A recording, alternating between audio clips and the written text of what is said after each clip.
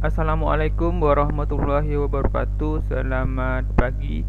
Untuk kesempatan kali ini kita akan mempelajari sistem pernafasan manusia. Materi ini adalah materi IPA terpadu untuk siswa SMP atau MTS kelas 8 semester 2. Telah kita ketahui bahwa ciri-ciri dari makhluk hidup adalah bernafas. Salah satu ciri-ciri makhluk hidup adalah bernafas, dan manusia merupakan salah satu dari makhluk hidup. Sehingga manusia memiliki sistem pernafasan. Sistem pernafasan manusia agar manusia dapat bernafas. Baik, kita akan mulai materinya dengan struktur dan fungsi pernafasan manusia. Pertama, kita akan mempelajari dulu apa yang dinamakan respirasi. Respirasi adalah proses pertukaran gas yang terjadi di dalam tubuh makhluk hidup. Jadi, di dalam tubuh makhluk hidup terjadi pertukaran gas atau pertukaran udara. Ada 3 proses dasar respirasi manusia. Yang pertama, bernafas atau ventilasi paru-paru. Yang kedua, respirasi eksternal. Dan yang ketiga, respirasi internal.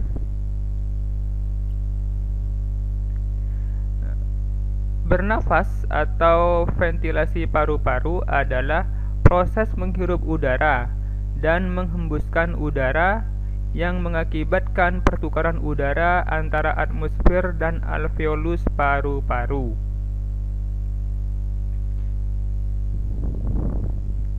Nah, ini adalah organ paru-paru manusia.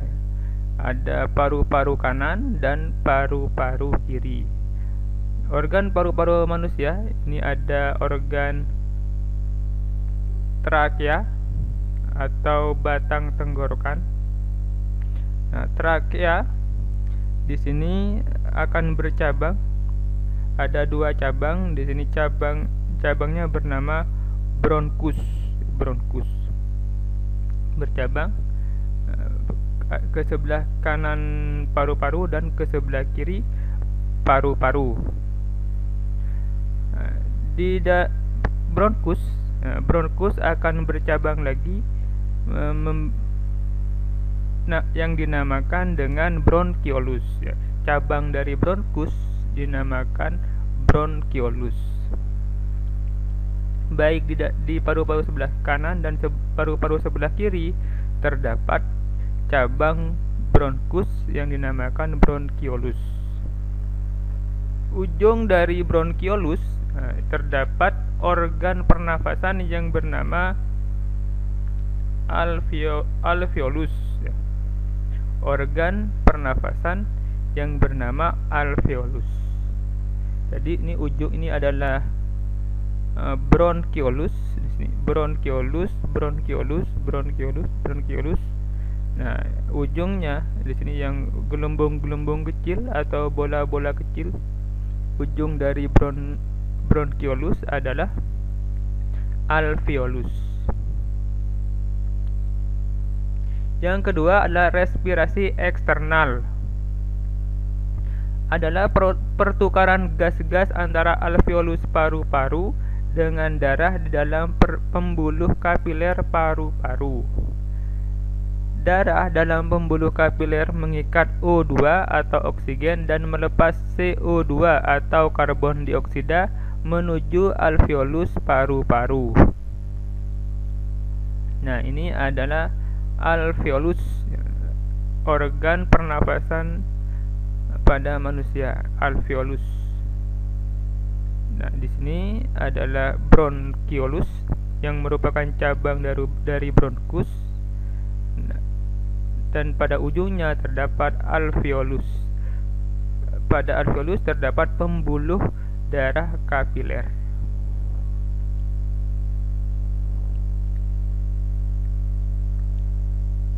Yang ketiga adalah respirasi internal atau disebut juga respirasi seluler. adalah pertukaran gas-gas antara darah di dalam pembuluh kapiler, jaringan tubuh dengan sel-sel tubuh atau jaringan tubuh. Pada proses respirasi internal, darah melepas O2 atau oksigen dan mengikat CO2 atau karbon dioksida. Di dalam sel tubuh, O2 atau oksigen digunakan untuk reaksi metabolisme tubuh. Selama proses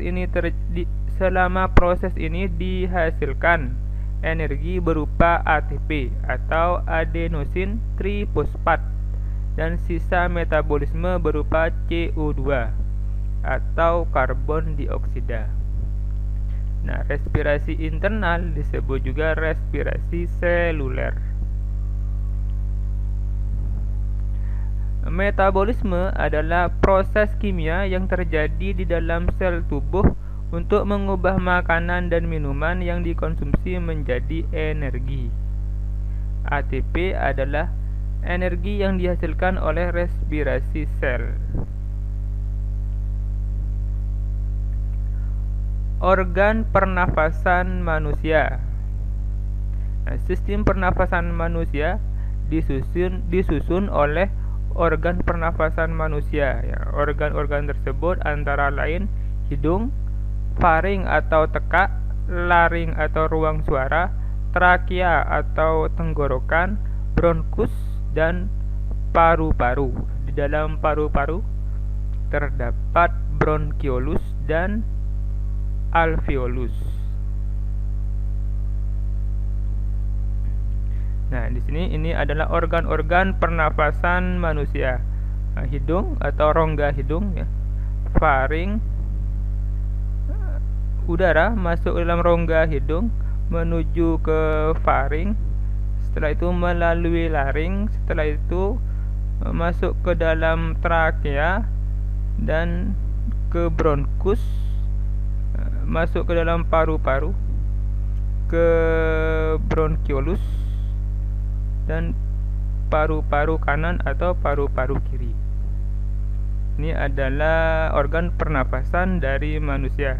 Jadi organ pernafasan manusia ada hidung, faring atau tekak, laring atau ruang suara, trakea atau tenggorokan, bronkus, dan paru-paru. Hidung, organ pernafasan yang pertama adalah hidung. Hidung adalah organ pernafasan yang langsung berhubungan dengan udara luar. Hidung dilengkapi dengan rambut-rambut hidung atau disebut juga silia. Yang kedua, selaput lendir dan konka. Rambut-rambut hidung atau silia berfungsi untuk menyaring partikel debu atau kotoran yang masuk bersama udara. Selaput lendir sebagai perangkap benda asing yang masuk terhirup saat bernafas, misalnya debu, virus, dan bakteri. Konka mempunyai banyak kapiler darah yang berfungsi menyamakan suhu udara yang terhirup dari luar dengan suhu tubuh atau menghangatkan udara yang masuk ke paru-paru. Organ yang kedua adalah faring. Faring merupakan organ pernafasan yang terletak di belakang rongga hidung hingga rongga mulut dan di atas laring. Dinding faring tersusun atas otot rangka yang dilapisi oleh membran mukosa. Kontraksi dari otot rangka tersebut membantu dalam proses menelan makanan. Faring berfungsi sebagai jalur masuk udara dan makanan, ruang resonansi suara, serta tempat tonsil yang berpartisipasi pada reaksi kekebalan tubuh dalam melawan benda asing. Nah, tonsil ini adalah amandel, ya. Nah, ini adalah organ pernafasan manusia. Hidung, ya, atau rongga hidung. Rongga hidung terdapat lekon K di sini, di atasnya ada ini lekon K. Udara masuk dalam rongga hidung menuju ke faring. Menuju ke faring. Setelah itu masuk ke dalam laring menuju ke trakea, ya, ke trakea lalu ke paru-paru. Nah, di sini. Nah, pada organ laring, di sini laring terdapat epiglotis. Nah, epiglotis ini dapat menutup organ laring, ya. Ketika manusia makan dan minum, menelan makanan atau menelan minuman, makanan atau minuman akan melewati faring, ya, akan melewati faring di sini.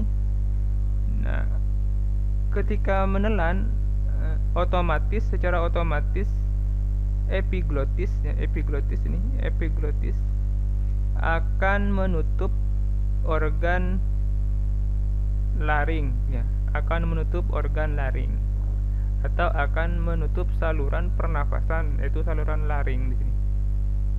Akan menutup organ laring sehingga makanan dan minuman akan masuk ke dalam kerongkongan menuju lambung, tidak masuk ke saluran pernafasan atau tidak masuk ke dalam laring. Nah, di sini udara masuk dalam rongga hidung, kemudian masuk ke dalam faring, kemudian masuk ke dalam laring dan trakea dan seterusnya.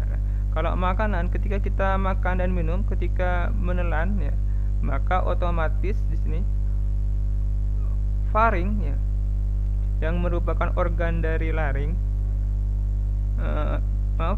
maka secara otomatis ketika kita menelan makanan atau minuman, secara otomatis maka organ epiglotis di sini, epiglotis akan menutup organ laring, ya, akan menutup organ laring sehingga makanan dan minuman akan masuk ke dalam saluran pencernaan atau akan masuk dalam saluran esofagus atau kerongkongan, sehingga tidak akan masuk ke dalam saluran pernafasan, ya, tidak akan masuk ke dalam faring, ke dalam laring, tidak akan masuk ke dalam laring. Laring atau ruang suara merupakan organ pernafasan yang menghubungkan faring dengan trakea. Di dalam laring terdapat epiglotis dan pita suara. Di dalam laring terdapat epiglotis dan pita suara. Epiglotis berupa katup tulang rawan yang berbentuk seperti daun dilapisi oleh sel-sel epitel. Berfungsi untuk menutup laring sewaktu menelan makanan dan atau minuman. Apabila ada partikel kecil seperti debu, asap makanan atau minuman yang masuk ke dalam laring, akan terjadi refleks batuk yang berfungsi untuk mengeluarkan partikel tersebut dari laring.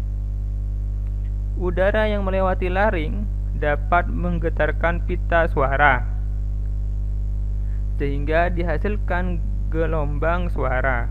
Gelombang suara ini dapat diatur untuk menghasilkan berbagai bunyi dengan cara mengatur kolom udara pada faring, rongga hidung, dan mulut.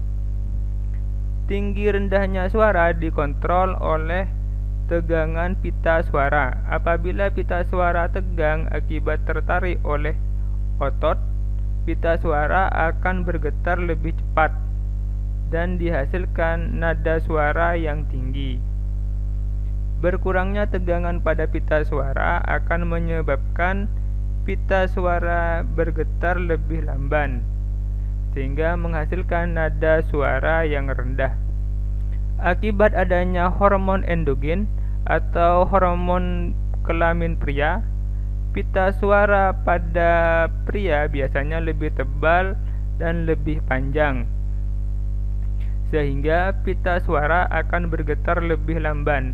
Hal ini yang menyebabkan nada suara pria memiliki rentang nada yang lebih rendah daripada rentang nada suara wanita. Nah, ini adalah faring dan ini adalah laring. Di dalam laring terdapat epiglotis.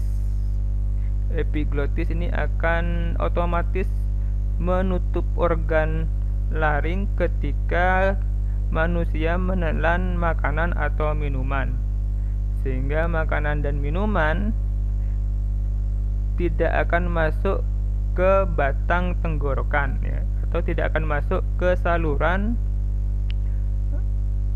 pernafasan. Tetapi makanan dan minuman karena sudah tertutup, ya, saluran pernafasannya sudah ditutup oleh epiglotis, maka makanan dan minuman akan masuk ke dalam kerongkongan, ya, atau saluran pencernaan menuju ke lambung. Nah, di dalam laring itu terdapat pita suara, ya, yang akan bergetar sehingga menghasilkan suara.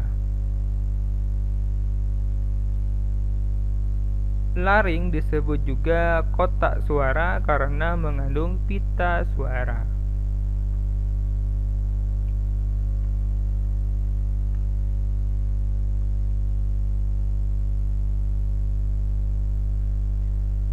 Organ yang ketiga adalah trakea.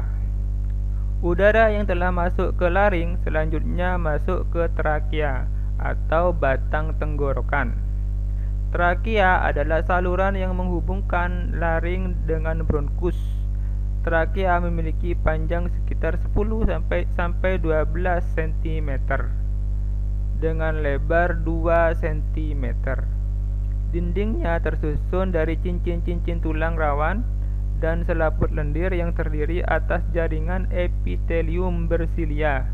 Fungsi silia pada dinding trakea untuk menyaring benda-benda asing yang masuk ke dalam saluran pernafasan. Organ yang keempat adalah bronkus. Pada bagian paling dasar dari trakea bercabang menjadi dua. Percabangan trakea tersebut disebut dengan bronkus. Masing-masing bronkus memasuki paru-paru kanan dan paru-paru kiri. Struktur bronkus hampir sama dengan trakea, tetapi lebih sempit. Bentuk tulang rawan bronkus tidak teratur, tetapi berserang-seling dengan otot polos.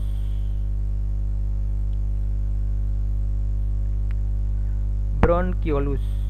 Di dalam paru-paru, bronkus bercabang-cabang lagi. Bronkiolus merupakan cabang-cabang kecil dari bronkus. Jadi cabang dari bronkus adalah bronkiolus. Cabang dari bronkus adalah bronkiolus. Pada ujung-ujung bronkiolus terdapat gelembung-gelembung yang sangat kecil dan berdinding tipis yang disebut alveolus. Gelembung-gelembung kecil yang berdinding tipis disebut alveolus, atau kalau banyak disebut alveoli.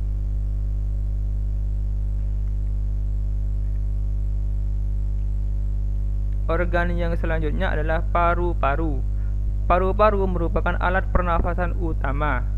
Paru-paru terbagi menjadi dua bagian, yaitu paru-paru kanan pulmodexter yang terdiri atas 3 lobus dan paru-paru kiri atau pulmosinister yang terdiri atas 2 lobus. Paru-paru dibungkus oleh selaput rangkap yang disebut pleura. pleura berupa kantong tertutup yang berisi cairan limfa. Pleura berfungsi melindungi paru-paru dari gesekan saat mengembang dan mengempis. Di dalam paru-paru terdapat bagian yang berperan dalam pertukaran gas oksigen dan gas karbon dioksida, yaitu alveolus. Jadi alveolus terdapat di dalam paru-paru.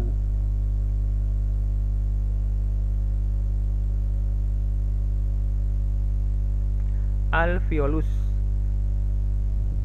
Dinding alveolus tersusun atas satu lapis jaringan epitel pipih.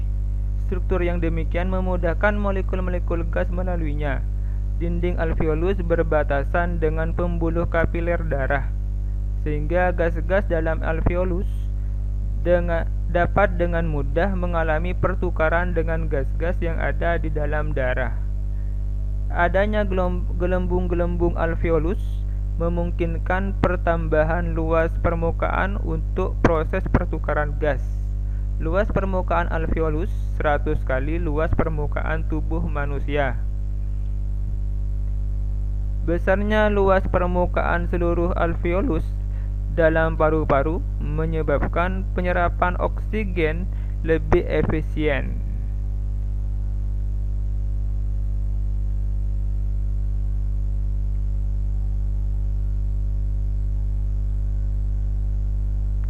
Nah, ini adalah struktur paru-paru, bronkus, bronkiolus, dan alveolus.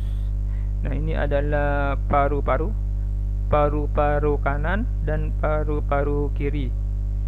Paru-paru kanan itu terletak sama dengan tangan kanan kita.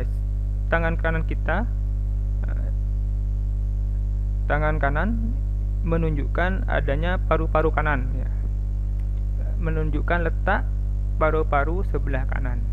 Kalau yang kiri, tangan kiri kita paru-paru sebelah kiri. Nah, di sini ini ada batang tenggorokan atau trakea, ya, trakea. Trakea akan bercabang dua, ya. Bercabang dua ke sebelah kanan dan ke sebelah kiri. Cabang dari trakea yang lebih kecil nih, cabang dari trakea dinamakan bronkus. Cabang dari trakea dinamakan bronkus. Bronkus akan bercabang lagi, dinamakan bronkiolus. Ujung dari bronkiolus terdapat organ pernafasan yang bernama alveolus. Nah, ini adalah bronkiolus. Bronkiolus. Di sini ada bronkiolus. Bronkiolus ujungnya, pada ujung bronkiolus terdapat alveolus. Gelembung-gelembung kecil yang disebut alveolus.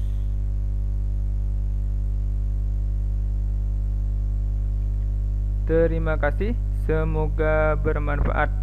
Assalamualaikum warahmatullahi wabarakatuh.